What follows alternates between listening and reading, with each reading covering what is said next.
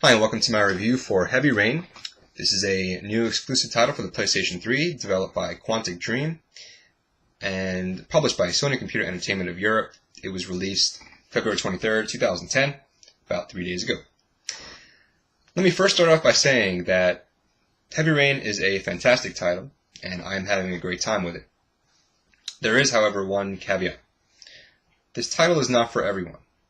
Now, I'm using the term title instead of game simply because Heavy Rain is not a video game in the sense that we're all used to. The developers themselves have described this as an interactive drama.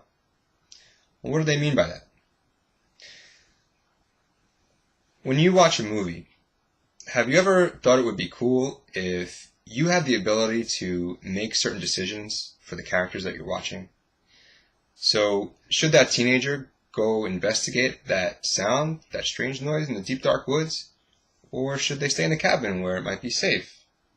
Should that sharpshooter on the roof go ahead and take the shot? Should the bomb expert cut the blue wire or the red wire? What are the consequences of choosing any of these actions? Well, if you've ever found yourself talking or screaming to the screen at a movie theater or in your own home, then Heavy Rain might be for you. Because really that's what this title is all about. Think about it as though you're being cast as the director of the latest crime drama / murder mystery film. The locations have been scouted, the actors are ready, you get on set, you're handed the script, and instead of a megaphone, you're handed a PlayStation 3 controller, which allows you to control the movements, actions, the lines of the actors, and the camera angle. So you sit down in your director's chair, and it's quiet on the set, and action.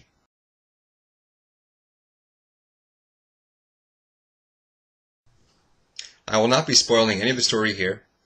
With Heavy Rain, the story is the game. The game is the story.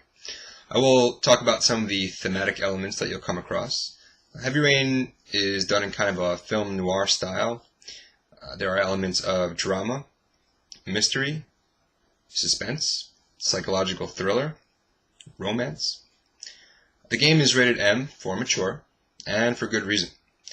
Some of the things that you may not want the kids to see while you're playing Heavy Rain include violence, blood, murder, death, drug use, sex, and nudity. This game could be an emotional roller coaster, taking you through feelings of happiness, fear, panic, regret, shock, sadness, among others, while at the same time experiencing the physical manifestations of these emotions. So you may find that you're breathing a little bit faster or slower, or have a quickened heartbeat. You may smile. You may cry. You may find that you have the inability to blink for a certain amount of time. There are influences from some recent movies throughout the story of Heavy Rain. Some that come to mind are Seven, Eagle Eye, Saw, and Crash. Like most films, Heavy Rain is broken up into scenes.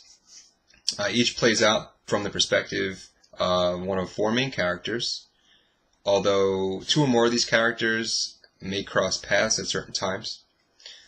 There are, of course, several supporting roles as well. Some of the main characters are more fleshed out than others, but they all have their own reason for being there. It's really the motivation, no matter how much the odds are stacked against them, no matter what obstacles are in their way, or the life or death decisions that they may need to make, that will pull you through the story to its conclusion.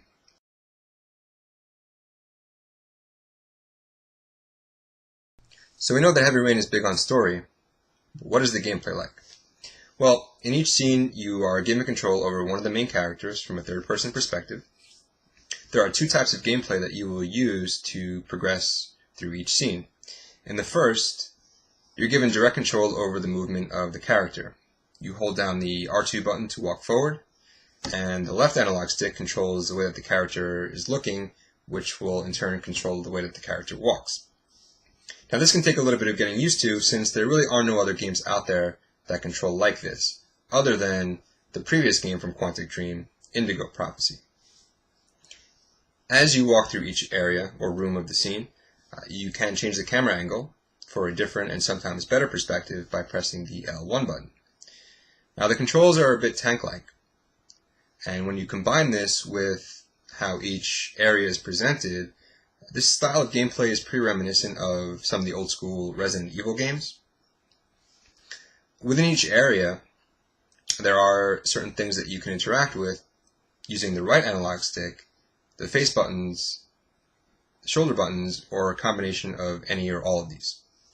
These interactions might involve opening or closing doors, sitting down or getting up, picking up objects, picking up people, climbing up and over things in the environment. Throughout the game, there are a myriad number of ways that you'll be able to interact with people and things using this type of gameplay. Since Indigo Prophecy, Quantic Dream has made a bit of a name for themselves, inventing new ways for you to use your controller. In Heavy Rain, you'll be performing motions with your controller and configuring your fingers in ways that you will find in no other game. For example, using the sensitivity of the analog stick, you may need to perform certain motions in a slow-like manner. So instead of flicking the stick to the right, you'll need to slowly press the stick to the right. Instead of a quick half circle, a slow half circle. There's also what people have been calling combos. I'm not sure if they're called that in the actual game design document, but at certain times, button prompts will appear on the screen, and you will need to hold down that particular button until that prompt disappears. So the X button prompt will come up. And while that's on the screen, the square button prompt might come up, or the circle button prompt. And then the L1 button prompt will come up, followed by the R2 button prompt, until you need to let them all go. Sometimes they throw in button prompts with stick prompts, so you're holding buttons and the stick and shoulder buttons. It can get a little bit crazy at certain times, but I played on the hardest difficulty. If you're somewhat familiar with the controller, playing on the hardest difficulty isn't all that difficult. But some of these combos, sometimes they'll get to 5 or 6 buttons at a time.